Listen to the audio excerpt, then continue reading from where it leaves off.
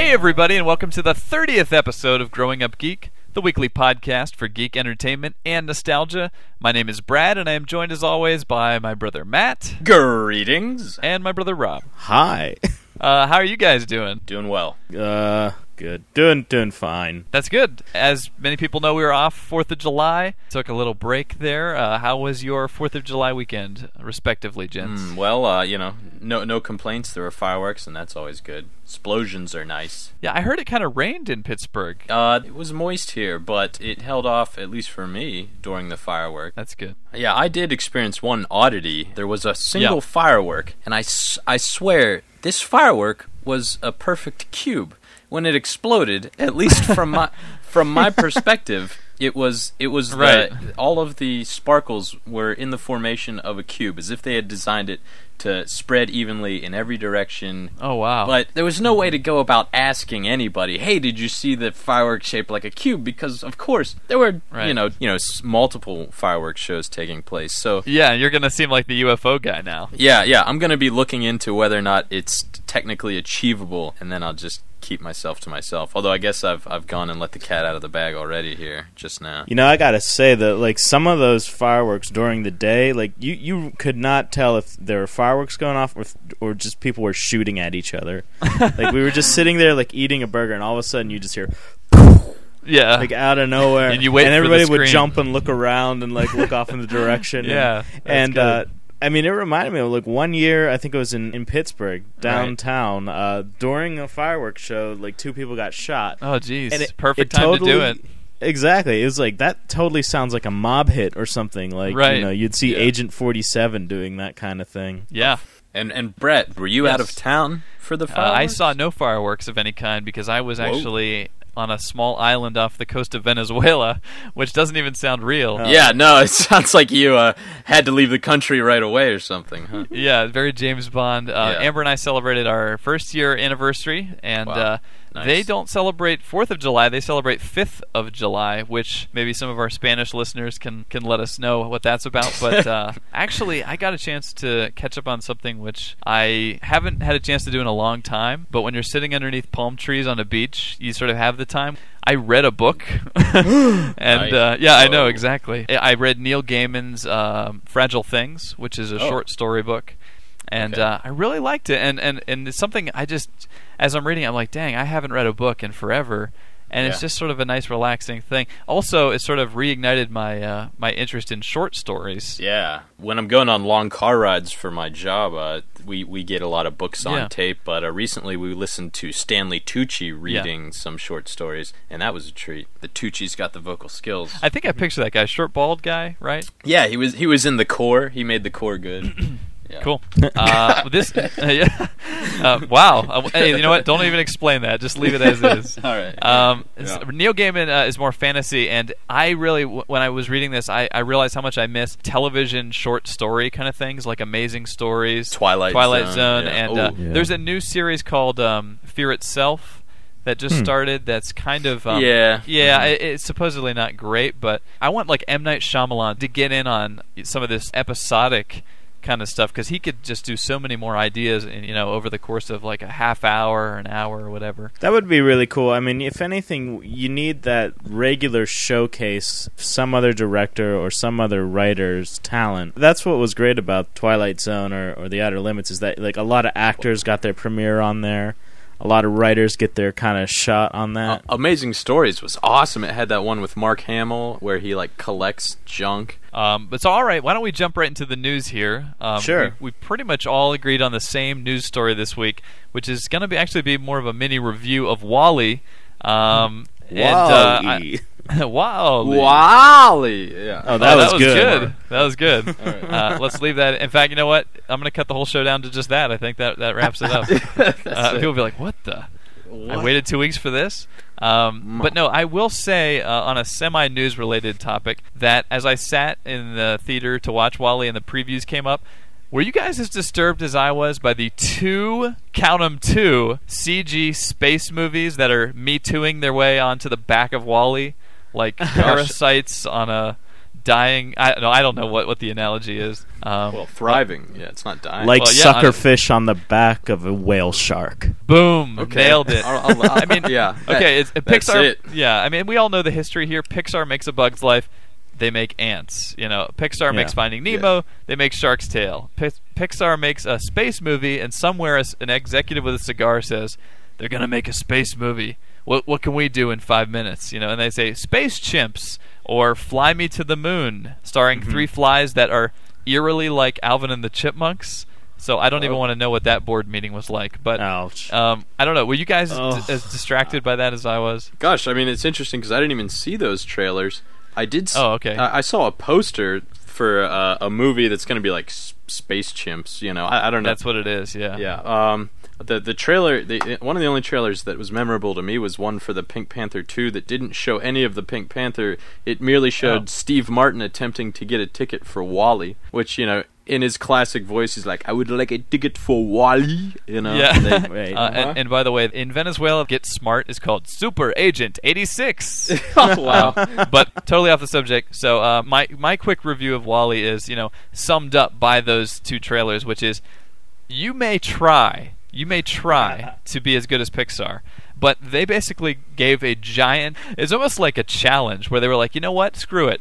You want to keep copying us? We're going to make a movie with no words, and it's still going to be good. Yeah, well, there's no dialogue for, the first 40 minutes maybe, at least. Yeah. Even the short at the beginning, which I felt was inspired by Portal. A lot of people. Absolutely. You know what? Yeah, I was gonna say. Well, first of all, that there's both Wally and that short seem to remind me of Portal in ways, but stylistically.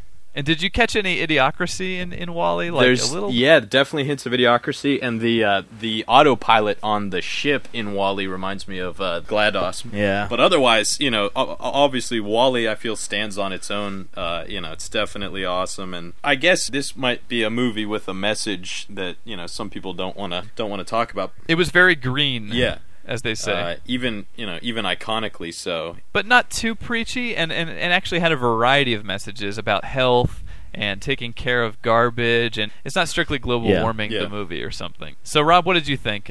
Is Pixar still the man, basically? Pixar is perfect. Pixar is the man. You know what? Here's the thing, and I've heard this from a lot of people from the group that I went to see it with, from reviewers that I heard. This isn't just one of the best Pixar movies ever. This might be one of the best movies Holy ever. cow! That says a lot. Yeah. Well, it's in just in terms of favorite, enjoyability. Sure. I wouldn't say this is one of the most important films you'll ever see. Right. It's not a Schindler's List or anything like that. Sure. But what it accomplishes with so few words is way beyond what any kind of, starring Will Smith and Beyonce, sort of star-powered CG adventure we're going to go on could ever do. There's no reason to doubt Pixar right now. If their next movie is just a banjo lying in the sand, I'm going to be oh, that's going to be awesome. But wait till you see the two other sand banjo movies that come out at the same time. Oh, yeah. Sanjo. Yeah, I love it. Yeah. That's perfect. So, to me, it's just them saying, they understand story so well, and they work so hard at what they do. Oh, yeah, and also they went for an almost absolute simplicity in the design of the characters. Yeah. Very little. The Wally himself is, just very simple, and so is the love interest of Wally's. I felt the love interest was very Apple-esque. In fact, there was a Mac startup sound. I don't know if you guys noticed. Yeah, I noticed it. I did. Quite a bit. Mm-hmm. Well, I don't know if you noticed during the credits, they mention, of course, Pixar's software, which is that RenderMan software. Yeah. And then also they mentioned that it was all rendered on Intel. Indeed. And on the subject of Pixar and Intel chips, our main topic of discussion this week is Rob got a Mac. That's me. He made the crossover to the dark side, light side. You decide.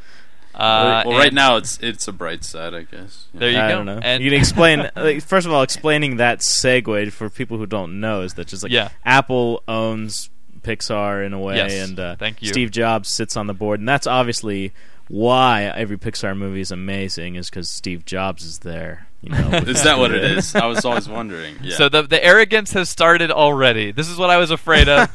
This is what I was worried about. I might begin this by saying that one thing as an outsider to the Mac that has always annoyed me about the Mac, although I do think beautiful design, beautiful systems, the people who own Macs, very arrogant, tend to be a little elitist. So are you feeling that welling within you now, or? I'm well on my way. I drink lattes. I drive a Prius. I figured, all I have to do now is buy a Mac and start wearing Birkenstock sandals, and I'll be good. Yeah. I gotta mention this. That I'm throwing a bone out to the head of the Machinist Guild out there, who once called out everybody who voted for Barack Obama and said, "We're gonna show all those latte drinking, Prius driving, Birkenstock wearing trust fund babies what a thing or two." And I'm just like, he just totally removed half his audience. Oh, so I'm well on my way. I'm owning a Mac now, and yeah.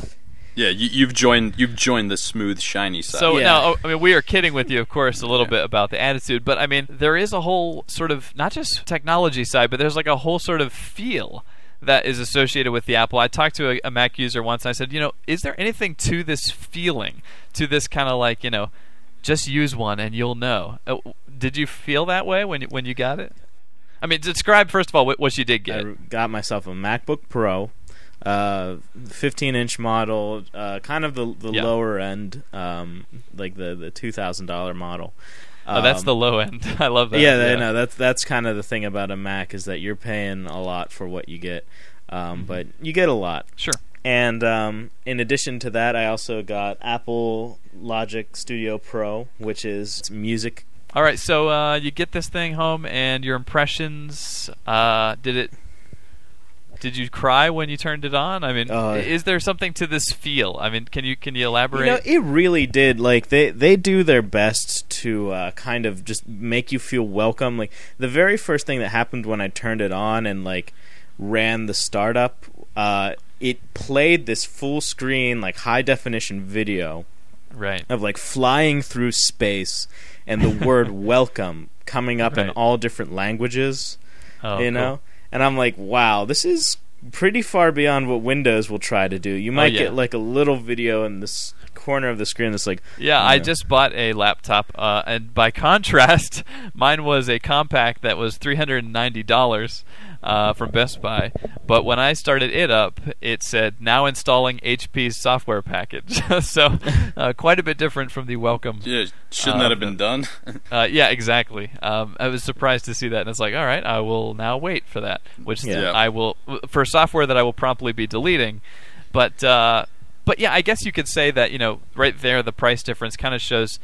I've always felt a little bit like kind of the car analogy, where you can buy a Jaguar, you'll pay a lot more, but you will get a great car, Mm-hmm. Or you can buy a cheapo and you will pay less, but you will get cheaper parts, et cetera, et cetera. Well, not to nitpick your analogy, but Jaguar does have a low-end model that's not so great. But okay, all right, so it falls apart at some point. But yeah, Apple's half selling you the experience. I guess it's you buy a PC at Best Buy, and then if something goes wrong with it, you're going to go there and they're going to charge you hundreds of dollars to even figure out what's wrong with it. Is it the Genius Bar? Whenever you walk into an Apple store, they've got this little repair nook in the back. Yeah. And I like not that. owning an Apple and not having something gone wrong with it yet. I don't know what that experience is like. But can I say, my mother-in-law actually washed Amber's brother's iPod in the laundry, and Apple sent him a new one. Wow. That is service. Nice. That definitely says something about a company. Right. You get this feeling like they're going to be there with you. They're not going to leave you out hanging. Everything you get on the computer is complete software. Right. There's no trial, none of that junkware. So you've been toying around with it for about a week now. Have you found the transition smooth between the Windows to? There are some hitches, man. All right. I'm not gonna downplay it too badly. I'm enjoying it. Right. I think it's very straightforward, and I think sometimes it's so straightforward that you're kind of thrown back. Windows users are used to having this whole kind of under the surface processes running, and things that are kind of like behind the scenes. You see an icon on your desktop, but you know that represents like a location on the hard drive, hidden away under a directory, and stuff like that. But with Apple, everything is so much just it's this single layer of it kind of throws you sometimes. And I actually just I experienced this, and at the same time read a article on Macworld that came out this week called "When Installing is Too Simple." It was talking about installing applications on Mac is very different from installing on Windows. In this case, it's Firefox 3. Right. Great browser. It downloads, and then this picture comes up of the Firefox logo and an arrow pointing towards the applications folder.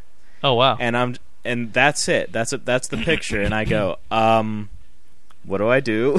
Like, it's too simple. It turns out what you're supposed to do is in this picture, grab the Firefox logo and drag it over into that application folder. And that's it. Wow. Do you have could you do anything else, or is that it? Is that your only option? Okay. You could drag it somewhere else if you wanted to. Basically. Drag and drop. Programs don't really seem to need to be installed. They're just there and ready to go. Yeah, so you've actually had a hurdle in trying to unlearn some of your routine. Yeah, I mean, well, Apple, or at least people who develop for Apple, expect you to know some things about how to use an Apple, like quitting a program.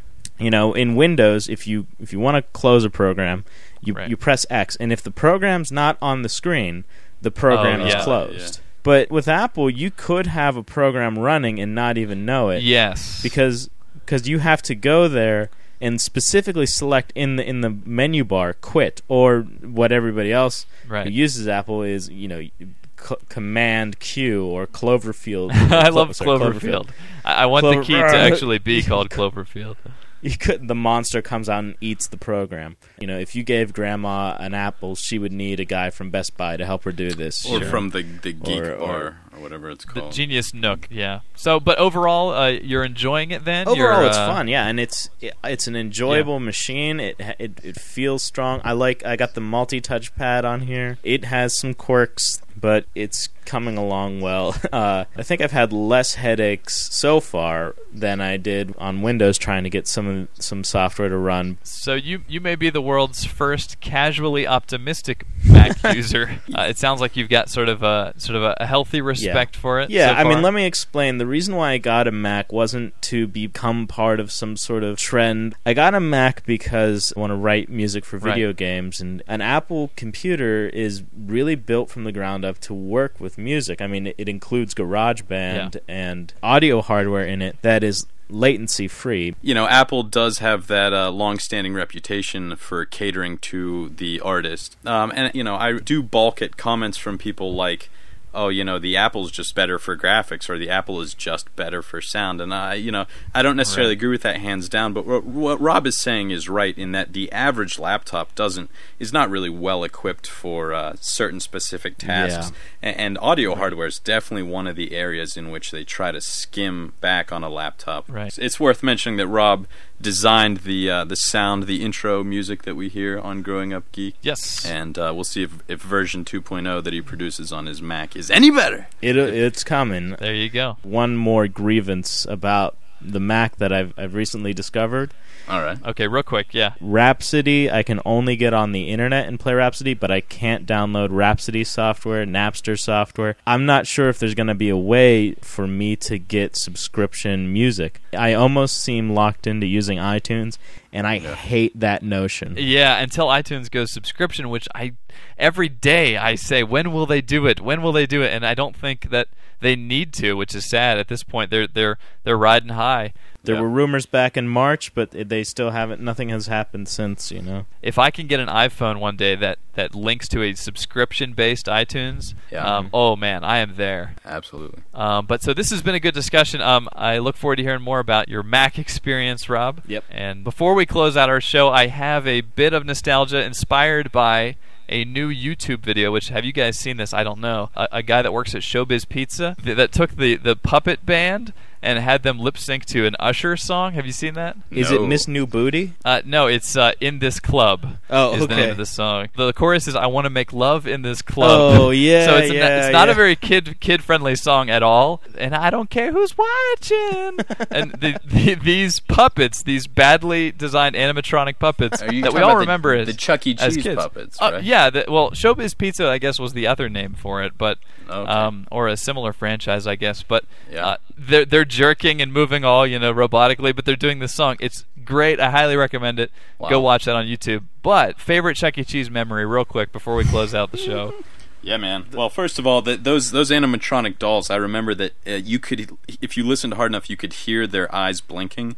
It was this mechanical, clicking sound. Yeah. It was pretty intense. Yeah. Well, I'd say that I go back far enough in my memory, and it was no longer there even by the time I was 6 years old, but there used to be a fun house inside of Chuck E. Cheese. Practically no adult could fit in there, and I think that was the problem, is because it was designed for kids only. You'd go through these tiny doors, and then you'd climb up on a block and go through a little hole in the ceiling in a tiny room, and then there'd be some funhouse mirrors and a slide. But apparently, if a kid gets freaked out in there or pees or poops, there's like it's a rescue process. Something was deemed unsafe very quickly about the funhouse. It was called the Cheese Factory. Okay. Yes, and that's what my memory fat too. kid got stuck in it. Sure. In the Cheese Factory, yeah. That's what I remember, and the best way to get him out then is to use the pizza grease and push him through. And that's not pretty. Very Wonka-esque, yeah. So very I guess, Wonka-esque. very quickly the population just couldn't use the Cheese Factory. Wow. Yeah, and Matt, I'm glad you brought that up, because I swear that memory, it feels like I'm the only one who knows, besides you guys, who knows what the Cheese Factory was. So if anyone's listening and you've heard of that thing, please email us. It was like this nightmare in there with just kids crying and looking at you like, please help me find my mom, and you're like, I don't know where she is. It's like, kid, you're it's just a series of rooms, keep going, Just a kid muttering El Diablo in the corner, and it's like, I can't help you. It was like Saw in there. Yeah, you saw it for kids. Yeah.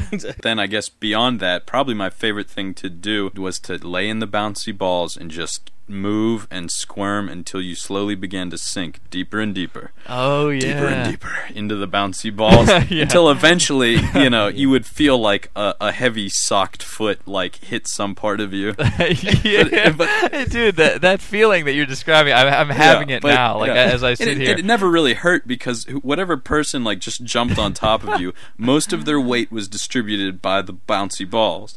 So you just felt like part of them kicking off of you. You could find some tokens down there. There was always something down at the bottom. You might as hypodermic needle, usually perhaps. urine down at the bottom. Well, that was the thing. But there was tokens sometimes. But do you guys know that they've now gotten rid of the bouncy balls? Is that right? Oh, that's the ball a shame. pit. Yeah, because again, is that because of it's too dangerous for the world's new fat breed of child. Please. Yeah. Are kids made out of porcelain these days? I'm this is getting out of hand. Yeah, something has to be done, I guess. We're the task force. Yeah, well, I don't know how it happened, but we just need to go to playgrounds we're all over America and break bottles and just leave it like that. No, that's not going to work. and leave them to figure it out. No. Well, I think the conversation we're now having sounds a lot like conversations we heard older people having when we were kids. Yeah. Right. Yeah. I think every kid has a story about what they did to Chuck E. Cheese. Yeah. Pull on his tail, twist his head around so that he can't see, out of the front, and just. Yeah. To me, there's nothing funnier to me. I don't know why, but it's so funny to me to see a mascot that's in pain or falls down or something, because the face remains smiling.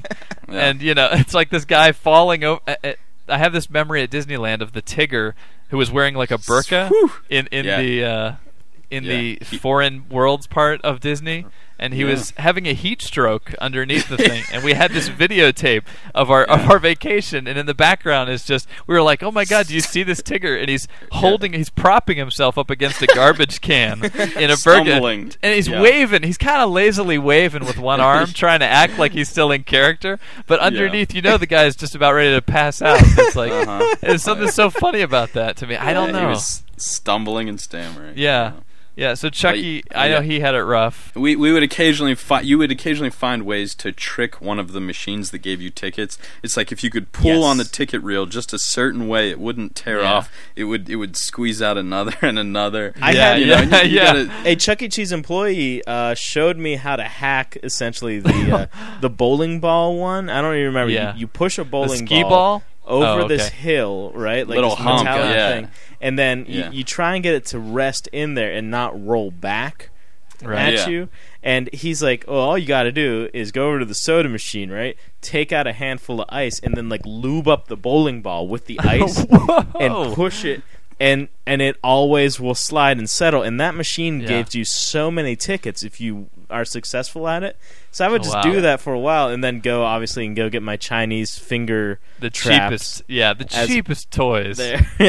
There were cool things up high on the shelves, but they were hundreds or thousands of tickets. Oh, man. Memories. So, if you are like us and you remember the Cheese Factory or any number of things from Growing Up Geek, please email us. Our address is mail@growing-up-geek.com. I think that's going to wrap it up for this week. Thank you for listening. Great conversation, guys. And until next time, my name is Brad. My name is Matt. And I'm a Mac snob. And we'll catch you next week. I love it. Oh, it never fails at the end. Always makes it. That was a good one.